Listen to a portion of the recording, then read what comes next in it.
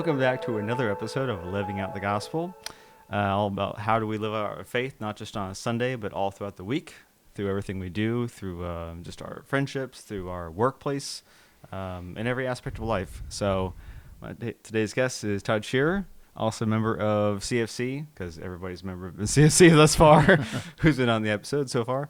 So Todd, could you tell us, like, what is your job? What's your basic vocation, if you could encapsulate it? What do you do?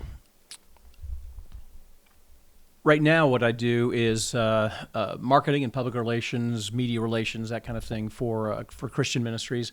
Worked for a public relations agency for a long time, for about 15 years, and I led our account work with the Billy Graham Evangelistic Association and Samaritan's Purse were two of the big ones. I've worked on other accounts as well, and that was great. It was very rewarding. And then eventually the agency closed down, so I moved on to the North American Mission Board, where I was doing public relations marketing for Send Relief, which is the compassion ministry of Southern Baptist Convention. And now I'm doing more freelance work. Most recently, I was doing media and publicity for events with evangelistic events with Leading the Way with Michael Youssef. But my background is I worked in radio and television news for 18 years before making the jump into PR. So that kind of gave me some background to do it. Gotcha. And then, so the main question I'm trying to figure out is, like, how did you get from here to here to here? Like, how did the Lord, lead you in just the jobs you've had in the past and then to where you are now? How is that?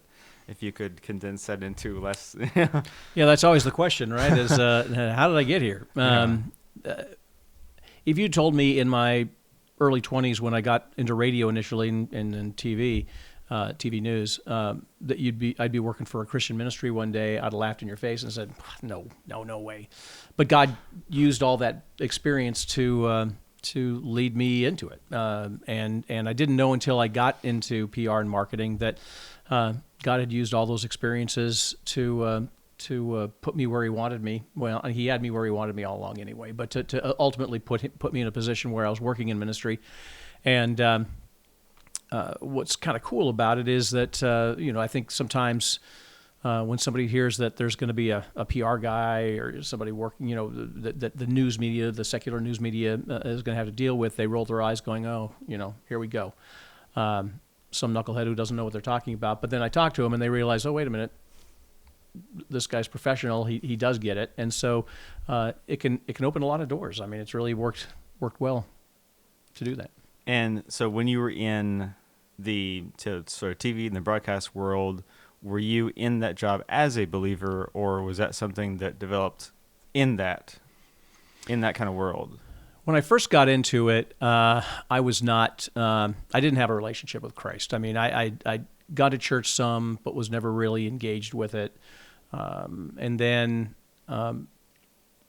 when I was in my mid to late 20s is when initially my wife and I started putting our kids in a Mother's Morning Out thing at a church, thinking, well, that's a good place for the kids. And what we didn't know, but God knew, was that it was really a good place for us, was to engage us with church. And so, but for most of my career, I was a believer, and still am. I make it past tense, but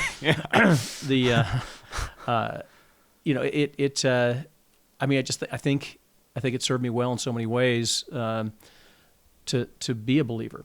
And I know you asked for it to be tight, but one of the interesting things I encountered a lot of times, I'd have people say to me at church, not our church, different, because I moved around a lot, and so we went to different churches in different cities where we were living. And people would say, how can you be a Christian and be out there in the TV news world as a reporter and an anchor and covering all this nasty stuff? And my response is, wouldn't you rather have a Christian doing it instead of no Christians doing it? And I regularly prayed about, God, do you really want me here? I mean, this is I'm spending a whole day on a story that I don't want my kids to see because it was, some terrible murder or awful crime or whatever, tragedy of some nature. And then God would open up a door for me to do something that was impactful for the kingdom. I couldn't preach in a way, on air, but I could let other people share their faith, and so that was a good way of letting people who'd been in a tragedy or something to share their story and how Jesus had made them strong through it. And so every time I thought I shouldn't be where I am, God had let me know that it was where I needed to be until He said it wasn't and opened up some new opportunities. And what you said was that was the most interesting thing to me. What I was curious to see from you was being in that kind of broadcast world as a believer. Again, we're called to be salt and light and to be light wherever we go. So that's why I'm curious, like, were there any situations that, not that you encountered resistance, but just like how did other people you run who were not Christians in that environment sort of interact with you? And was it something that was you were very open about, or was it more of like how did that play out? I'm not a bang people over the head with a Bible kind of a guy, so I think it was just more of I wasn't shy about saying that I'm going to church on Sunday. I'm involved in my church in other ways. They knew where I stood, and a lot of my career was spent in the South and southeastern United States, and so I wasn't in a silo as the only Christian there. Now there weren't a lot, or certainly weren't a lot that were open about it, or there maybe is some who thought they were Christian, but they didn't really do anything that indicated that they were Christian. And so, I mean, I guess God only knows their heart. I don't. But in general, people treated me very well. And I mean, I'm a friendly guy. I get along with people. So it was not I think I wasn't coming across as judgy or anything like that, and so I think that here's a good example. Mm-hmm. There's a woman who I worked with at one of the television stations where I was employed, and everybody was kind of scared of her because she was pretty tough and a good reporter, and she cursed like a Sailor. Like a demon sailor, whatever, and was just kind of up in people's face and tough. It never fazed me. I just kind of laugh and be like, yeah, whatever, And then she realized, that her intimidation didn't really work on me, and we sort of became friends. And at one point, I was working at on my computer on a story, and she said to me, "Hey, have you noticed?" And I've been married long enough that I quick checked her hair to see if she got a haircut or something like that. But I said, "Notice what?" And she said, "I'm really trying hard not to use so much profanity." And I said, "Well, that's awesome. Why?" And she said, "I notice you don't." So you never know when somebody's looking at you, and I'm not holding myself up in some way. That's just I made a real effort not to fall into that trap of ugly language, and so. And then that opened up where do you go to church? How does that, so you never know how things are going to happen. Now that stands out to me because that didn't happen to me all the time at all. But I also had lots of opportunities where, if we, you're always under a deadline. It's like, hey, we need you to live at the noon show, and then also at 4 and 5 and 6 and whatever, and so, it can be one of those situations where, it's horrible. Some terrible tragedy has happened to somebody, and they're like, "Hey, go knock on their door and see how they're feeling." And you're like, "Well, I know how they're feeling. They feel terrible." But that's all part of the TV news game. And so I'd always tell my videographer, as we walked up to the door, I said, "Don't be giving me a rap. If they're pouring their heart out, I'm not gonna disrespect them by cutting them off." And this it would be taped. It would be recorded. It was not live. Sure. That's a different animal, but because we can always go back and we're going to take all that they said and edit it down to something small. But I think God used the Holy Spirit in me to be able to maybe minister to people in a way by letting them tell their story. And so I was that was another aspect of it that I appreciated how God used me in those ways.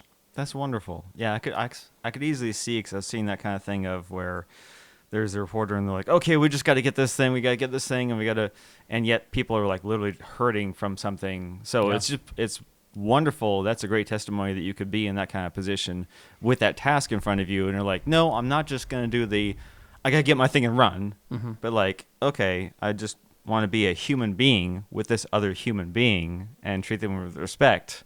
Right. And that's a huge thing, especially in those kind of situations. And then so where your role is now, and your role has been more recently to work with other ministries, to be kind of like an in-between, it sounds like, between the ministry itself and the media, and be able to, connect those two together. And like you said, to be able to be sort of respected by the media people and say, oh, this guy knows what he's talking about. I used to joke that I'm bilingual. I speak news and I speak Christian, so I can I understand both worlds. And the good news is I can share what a ministry is doing without using a lot of Christian jargon that's confusing to them. I think that if you talk to a news reporter and they're saying, well, what do you think's going to happen here at this event? And if I start saying, well, we're thinking that a lot of people will be washed in the blood of the Lamb, they'd be like, what? Why? What's happening? What? There are lambs? You bring some lambs in here? What? and that's an exaggeration, but not far off. I mean, let's face it. If you talk to your Christian friends, now that I've said this, you'll notice certain words that are used, and if you think about whether everybody would understand that word or that phrase or whatever, the answer is probably no. And so, I really tried hard to try and think of a few others. Things like they say, so you're trying to convert people, and you'd say, well, no, we're trying to help them understand that in our faith we believe Jesus is alive, and that people can have a relationship with Jesus, and so that's what we're exposing them to, because we would love for them to have a relationship with Jesus. We're not converting anybody or banging them over the head with do this now or go to hell. That rarely works. And wait, so you're saying that if I go and yell at people, they're not just going to instantly convert? Isn't that a shocker? Wow. I mean, this is crazy. I never heard of that. I'll be honest. You mean like treat people with love and respect, and they might actually open up? This is crazy. This is just wild here. Well, I'll tell you one of the reasons why I sort of disengaged from church a little bit in college was there were a lot of campus preachers that would scream in your face about, repent, you're going to hell, and there was no relationship involved. And that's one of the things, honestly, I appreciate about Campus Crusade for Christ crew now, but is that it is relationship based, and they're trying to, they're not just, storming ahead. I mean, there are some who maybe are a little over enthusiastic, but in general, I think that that what they really try to coach these young people who are involved to do is to develop the relationships first, and that makes a difference. So anyway, trying to use the right language, trying to help people understand what we were doing in a way that made sense to somebody who doesn't go to church, and that's sort of how I tried to interpret for news media what we were doing. And I was doing it all over the world, so it was always interesting when it wasn't just like I was doing it in different states. I was doing it in South America or Asia or Europe or whatever. And it was an awesome experience, especially with the Billy Graham Evangelistic Association, to be able to do something like that. But it makes you think on your feet. That's for sure. Well, because I would assume that depending on what country, and it's a whole different culture. Yeah. And so it's having to, like you said, I think this is a really key point to spend some time on, is just language. The language you use to be able to, because again, if you're going to church and you're around church friends all the time, right, and you're just listening to sermons, you're used to all these lingo. You're used to sanctification and propitiation and all these really big, Exactly. crossword puzzle words. Right, people are like, I don't know what you're talking about. So that's really interesting to how important it is to be, what was it Paul said, like all things to all people? Trying to connect to people who are from a variety of backgrounds, right? And that's what Paul did, right? Yeah, he was traveling everywhere and was able to relate to people in different ways depending on where he was. And I'm no Paul. I mean, he can. Yeah. But in my own very narrow, small way, I could try to do that. And it was, and you had to be ready to jump on an opportunity.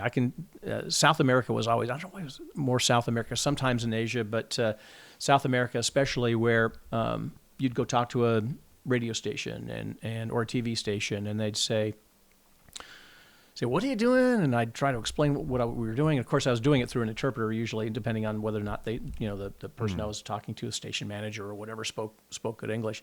And there were times where I'd be explaining it, and I'd hear my interpreter say something. It took 3 seconds, and I'd think, I feel like something may have gotten lost there. But in general, I spent time working with the interpreter a little bit before, so they knew where I was going with these meetings I'd have with radio and television stations and newspapers, trying to get them to cover the event, basically, and to talk about it ahead of time so we could try to get people into the seats to come to the event, and to help people understand, hey, this is a community event. There are lots of churches involved, lots of volunteers. People are going to want to know what's going on, and then it starts making sense to them financially, because they're thinking, well, hey, these are our viewers or our listeners or readers, and we don't want to ignore something that they're excited about. So there were times where I'd be talking about it, and they'd say, okay, that's great. Would you mind jumping on the air right now? Let's go do an interview.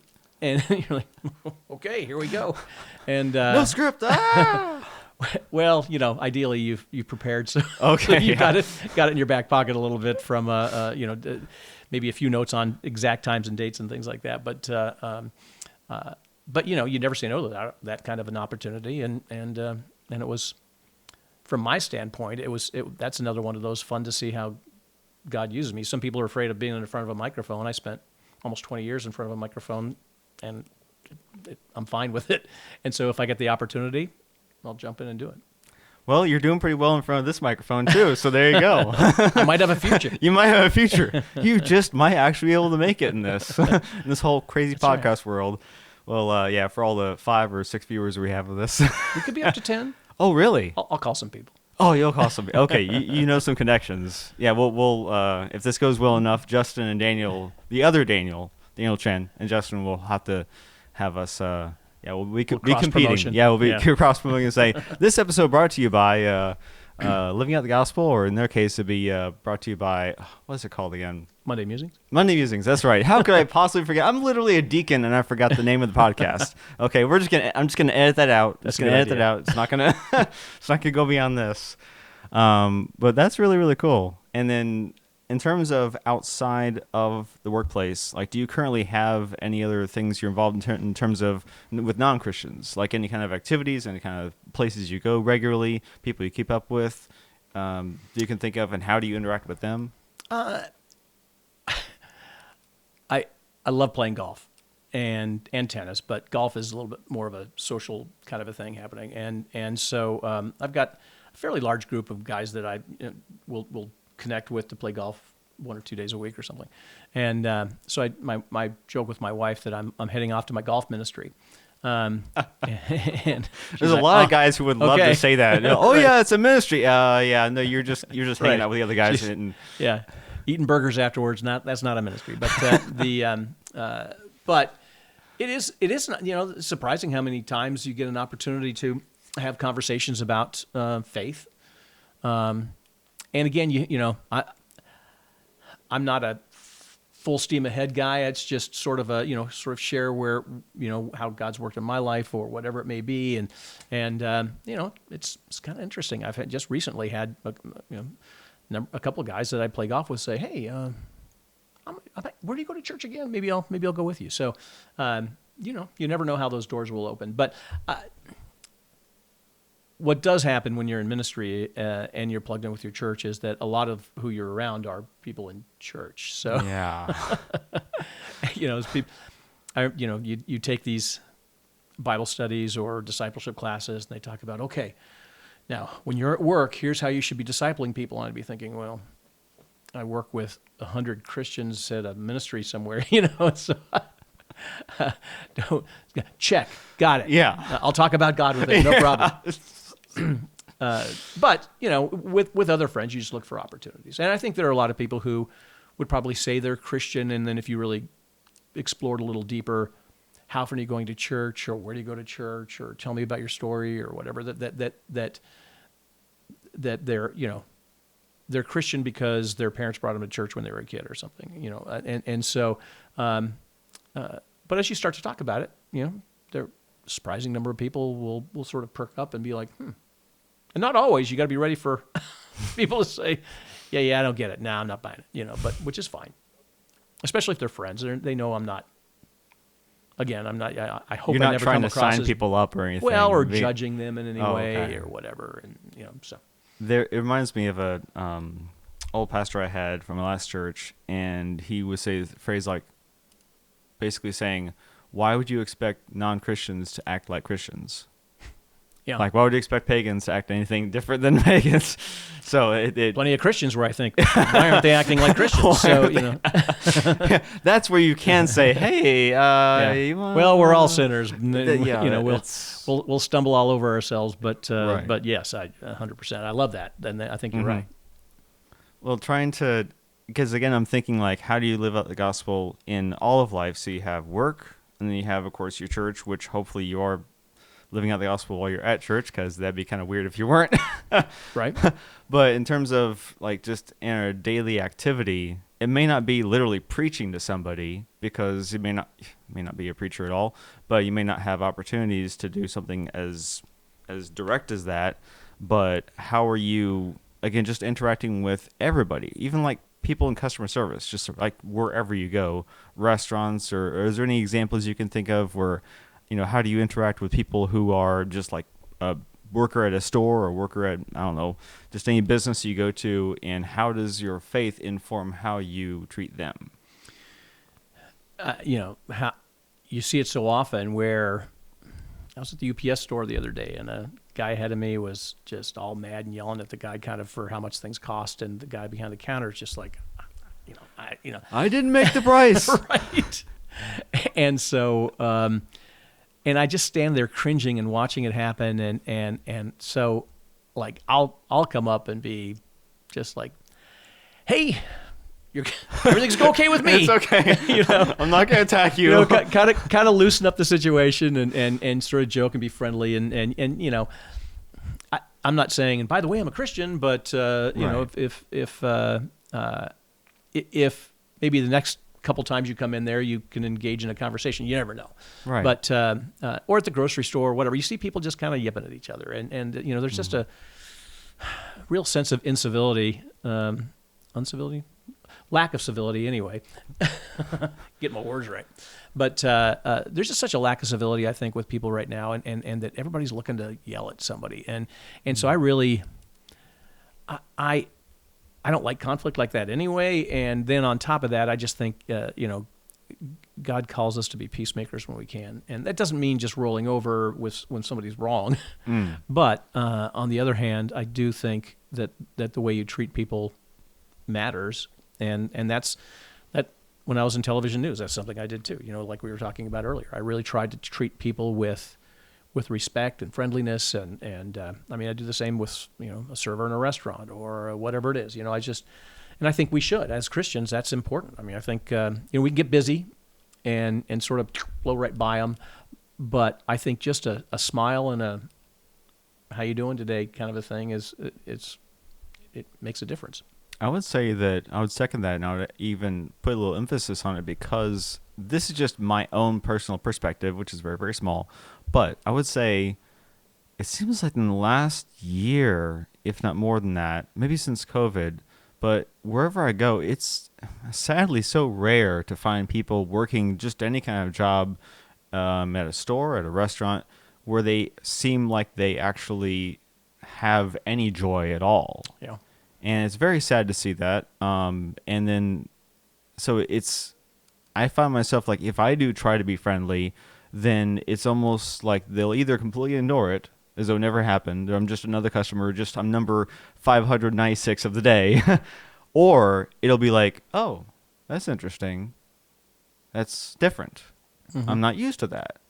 So it's kind of like being someone surprised by, oh, I'm actually being treated as a person rather than just a robot. Yeah. A machine. Right. So, yeah, I would absolutely second that. That's important to do wherever we go. And it's, like you said, it can get really easy to get busy. It can be really easy because I've been guilty plenty of times of when I go somewhere, I have my schedule. I say, okay, just need to get this and go. Right. But then if something else comes along or I notice something where I could easily just go, oh, I'm just going to move on. But it's like, no, Holy Spirit's like, no, you need to just do something, say something.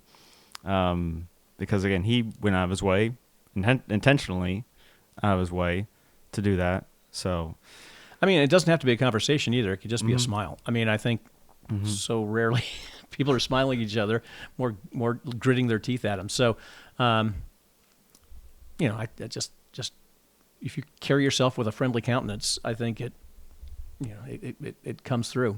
And maybe somebody starts asking you, what's different about you? It can happen, may not, but might just change their day at least. So, yeah, I'm trying to think of. I've heard this so many times, and I would think I have it memorized. But be prepared to give an answer for the reason for the hope that is within you. But do this with gentleness and respect. And that last part is really, really key. Yeah. Because like you said, I've also heard enough about, I haven't really witnessed myself too much of this, but I've heard about, again, at campus, or even in some, in the city somewhere, it might be some guy just yelling. Right. And I'm thinking, have you seen anybody stop and actually listen to you because you are screaming at them? That just doesn't seem right. But I mean, maybe it happens, but that's not my style. I mean, I've seen plenty of street preachers with a big megaphone, and they're just barking at people as they go by. I've yet to see anybody stop and be like, "You're right, you changed everything for me." But who knows? I mean, I admire their passion. And their courage to stand there on the street corner doing it. But that's not my style. But and I could be more aggressive about sharing my faith. I think a lot of us could. But I think you go with the gifts that you have, and I'm more of a relational and try to look for the opportunity. And a lot of it is listening. I mean, I think that people don't listen enough, and I was plenty guilty of that younger in my life. My wife would tell you, I jump in and talk too often, and I still have a tendency to do that, but I really do try to listen more and listen for an opportunity. So. Yeah, that is definitely key to not just be like, okay, I'm waiting. Okay, my turn to talk. I've got something I want to say. I'm just waiting for the break. I'm just waiting for the break. Yeah.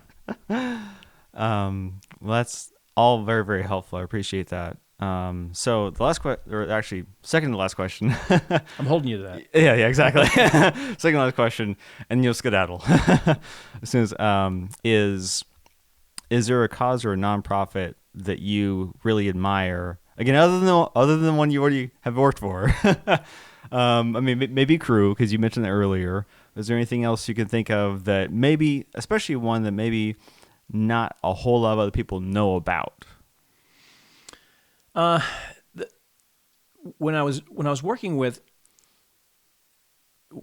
a PR agency and there was a Christian PR agency, and I was working with the Billy Graham Evangelistic Association, I really appreciated the people who were volunteering and out there, through their church or whatever, and they're out on the street and they're inviting people and they're and enthusiastic about it. So that's one, and I think the Billy Graham Evangelistic Association does a great job with that kind of thing. Now, my heart goes more toward relief work, and so I've worked with Samaritan's Purse and with Send Relief, and I'd say what I really appreciate about Send Relief, which is part of the Southern Baptist Convention, is that it's not a massive organization, but they work with a variety of other organizations to make themselves larger. So they're working with churches. There are Southern Baptist disaster relief volunteers who are out there as well. They work in tandem with Send Relief. Send Relief would help provide the resources they need when there's a hurricane that comes through, and all these volunteers, which I'm just regularly boggled by these men and women who are retired and could be just chilling out, doing their own fun thing, fishing and playing golf or whatever, and they are out there, and I've been out on these sites with them when there was a hurricane that comes through the Gulf Coast or Florida or whatever, or tornadoes, and it's miserable. I mean, it's it's hot. Half the time there's no power. It's just muggy and nasty and dirty, and they're sleeping in sleeping bags half the time in some church gym, but boom, they're up in the morning and they're cooking meals for people who are coming in who don't have something to eat, and they're getting out with chainsaws and tarps, and they're helping. They're not instantly rebuilding someone's home in that case, but they're helping the situation from getting worse, and they're helping the people to get back on their feet so they can start working through the process of insurance and all that to make things happen. So, I mean, I'd say, if you want to support organizations that are doing great work, I think Send Relief and Southern Baptist Disaster Relief both do amazing work, and I just been around enough of those people to know that they've got a great heart for what they're doing, and that they are really led by God to do what they're doing. And it's impressive. It's impressive to see some 85-year-old guy up on a roof with a chainsaw chopping up a tree, so try and help tarp the roof so that the house doesn't fall apart. And it's a little unnerving to see them up there, and you worry about them, but they're just these guys are they're going after it, and it's awesome, and makes it sound like they're not being careful. They're very well monitored through all this stuff, but they just do a wonderful job. And I think both of those organizations do tremendous work. And again, they work together, but I think it's a good one. I've seen videos of, especially from the Samaritan's Purse, I've seen a lot of videos of, again, how they go and will have a lot of volunteers to sort of go to crisis situations. Mm-hmm. And what happens so often is that the people who are there, it's a very powerful witness, and you almost don't even have to say much, because it's like, here's somebody who I don't know, who has come a very long way to do this really hard work, mm-hmm. for just because they care, and because we have, obviously all of us, and it's a really important thing to, like, every day to be remembering that we have been given so much, and we have been recipient of mercy, mm-hmm. and so it's like to then give mercy. Right. Something Samaritan's Purse, their crews out in the field do when like the volunteers, they've got a stable of volunteers when they're they'll sort of send out the call and say, hey, tornado, hurricane, whatever it is, we could use volunteers, and people will sign up, and they'll find out where they need to go to meet up with the trucks and all that stuff. But one of the things that the first time I saw it, I was I kind of teared up a little bit. This somebody whose home has been they got a tree all over it. Their driveway's covered in trees, their cars are covered in trees, and they're like, I can't even get out of here. What am I going to do? And so they come in and they chop up all the trees and the debris, and they carry it out to the street. They might help them and they'll tarp the roof to keep any more damage from happening, and they'll try to help the people like sort through what they're doing, or maybe the home's flooded and they're trying to just stop the problem from getting worse. And when they're done with that project, and before they go to the next house, they all the volunteers will sign a Bible and give it to that homeowner. If the homeowner's a Christian, they're just wiped out by that. It's just they're just overwhelmed. If they're not a Christian, they're still like, wait, what? This is for me, and it's so cool. I love that they all sign it. Then they pray. They see these circles of them holding hands, praying outside of the where they were doing the recovery work. So, I love that, and you'll see that with Southern Baptist Disaster Relief as well. That they'll pray with the people that they're helping, and it's just great. That's wonderful, absolutely wonderful. Yeah, definitely. If you're not already familiar with those organizations, I'll have a link to them below description of the video, so you can go check them out, because I would also endorse those as well. So the last question I have, and is, I worry that you're smiling. Yeah. Well, I've been waiting for this one. Yeah. So if you just had 1 minute to say something to someone who's not a Christian about why it's absolutely vital that they know Christ, what would that be? If you've never experienced something really hard or tragic in your life, then congratulations, because you're one of the very few. And I just think about some of the, I've been blessed in so many ways, but some of the hard things that I've encountered over this, my lifetime, that if I didn't have a supportive, family unit around me or a church around me, and just knowing that I have a relationship with Jesus and I can go to Him anytime, all the time, and to tell Him what's happening and to share my heart and to say, just like we talked about a relationship, and it is, and so having that relationship with Christ and being able to go to Him in my time of need and know that He loves me and He cares, and that I can count on Him is a game changer. Amen. All right. Well, appreciate you being here, Todd. Appreciate your friendship, and My pleasure. that's it for this episode. Go live out your faith.